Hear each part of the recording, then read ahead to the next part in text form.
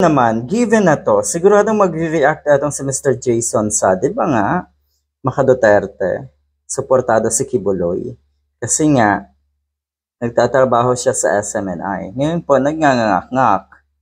Di ba? Ang sabi niya, 2 batalyon ng PNP ang lumusob ngayon upang manligalig sa Kingdom of Jesus Christ at Jose Maria College sa Davao City. Manligalig, nilusob daw. Ginulo daw. Parang wala namang panggugulo. 'Di ba yung miyembro ng PNP at CIDG, yung mga nakatayo lang naman, nakahanda lang naman kung sakali man na totoo nga yung sinabi ni Kibuloy na dadadak muna ng dugo bago siya mahuli. Ay parang gusto na itong mga taga-suporta ni Kibuloy na manlaban. Sila pa nga yung gumamit ng water spray na malakas, 'di ba? O ano? Yun? Pinaghandaan na itong mga kampon ng kadiliman ni Kibuloy, itong pagdating ng PNP at ng CIDG, tapos sasabihin sa balita na kuno ay inestorbo.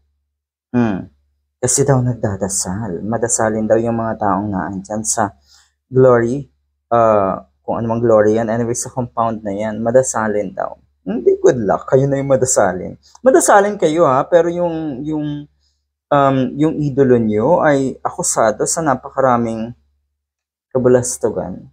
Diba? Yung mga akusasyon na karumal-dumal, yung mga pang-aabuso na karumal-dumal. Tapos sasabihin nyo, wow, peace-loving ang mga naandyan. Talaga lang. Tingnan nyo yung ginawa nyo para kayong mga may saltek na akala nyo alam nyo ang pinaglalaban nyo. Medyo hindi ko talaga mawari na masasabi ito noong executive secretary na kuno dito sa ating bansa ay wala ng batas. Lahat daw na nangyayari kay Kibuloy ay mga paninira, walang katuturan, at sadyang gawa-gawa daw. Talaga, sa puntong ito, naandyan ka pa rin sa usaping yan, naandyan ka pa rin sa kaisipang yan, naandyan ka pa rin sa mindset na yan, ay kawawa ka.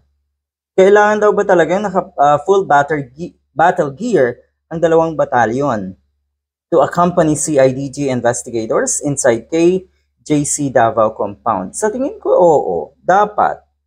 Kasi nagyabang si Kibuloy. Ilang beses ko nang sinabi, dadanak ang dugo. Magkakamatayan muna bago daw siya mahuli.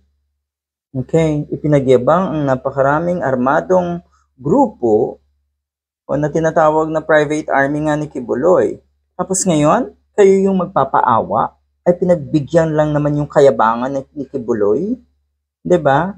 Kung talagang idolo nyo yan, kung talagang kayo naniniwala na wala yung kasalanan, ay ba't nyo tinatago? Ba't nyo tinatago? Sa tingin ko, etong mga miyembro ng kulto na si Kibuloy, may kinalaman yan. Siguradong tinatago nila etong most wanted na ito. Malay mo dyan sa mga compound na yan, abay sino ba ang hindi pa naman yan na re-raid ng kung sino man, di ba? Hindi naman klaseng raid ang nangyari. Pumasok lang at ipinakita yung mga kwarto na posibleng pagtaguan, posibleng naandun si Kibuloy. Pero yun nga, nagtatago ay talagang hindi yan magpapakita. At sa tingin ko nga, katulad ng sinabi ng isang lawyer, etong mga naandyan na mga taga-suporta ni Kibuloy ay posibleng makasuhan din ng obstruction of justice dahil sa kanilang ginawa. Good luck!